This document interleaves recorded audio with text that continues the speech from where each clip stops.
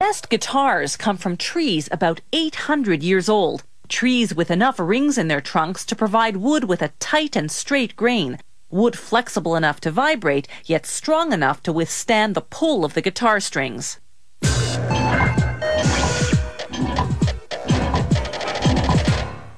The guitar traveled from North Africa to Europe with the Moors, who invaded Spain in the 8th century.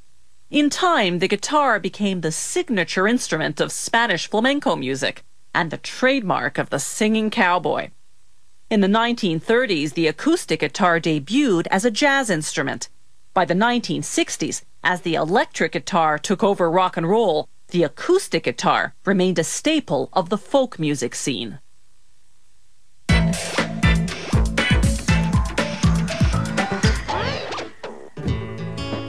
They use spruce or cedar because those woods are lightweight and vibrate well. Using a 30-ton press that works like a cookie cutter, they punch out the shape of the guitar. The size of the sound hole affects how the guitar will sound. The larger the hole, the more treble. The smaller the hole, the more bass. Then they glue on a wood inlay decoration called a rosette. Next, they make the sides of the guitar. They first immerse wood pieces in boiling water for about 15 seconds. Then place them in a heated press to make the curve. The press applies heat from both the top and the bottom for about a minute.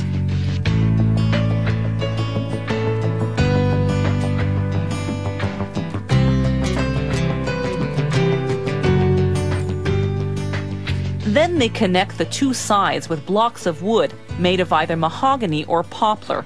One is glued and clamped at the bottom, the other at the top.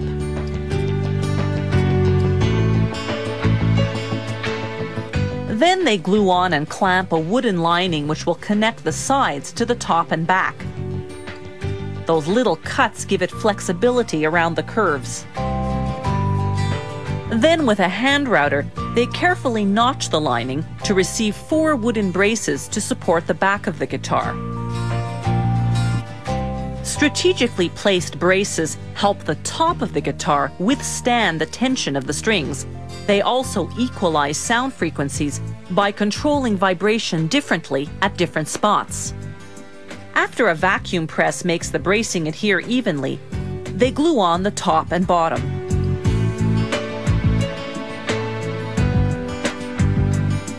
The body of the guitar is now assembled. It goes into a press, then a drying rack for several hours.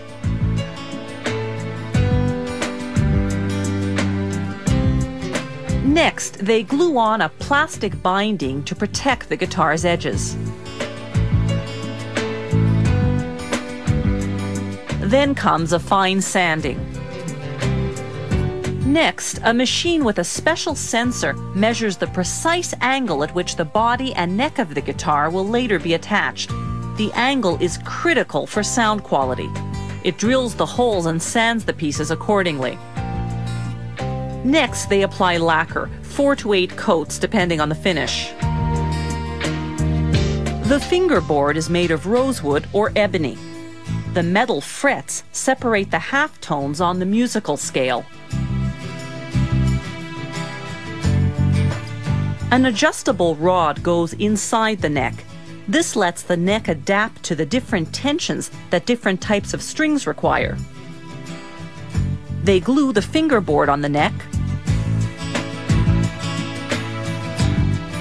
then vacuum press it to make sure it adheres evenly.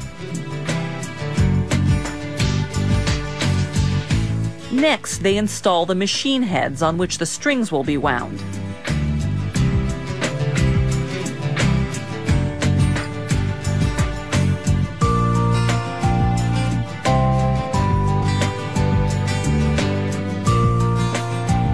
The rod in the neck slips into a groove on the body. The neck is then bolted and clamped until the glue dries. Next, they glue on the bridge, securing it with temporary screws and a clamp. Then they glue on the headstock nut, a hard plastic piece that spaces the strings evenly. Next comes the saddle, then the bridge pins which lock the strings in the bridge. Finally, they string the guitar using an electric winder. Because of all the glue drying time, it takes 3 weeks to make a guitar. The wood will become suppler the more the guitar is played, so as the guitar ages, the better it will sound.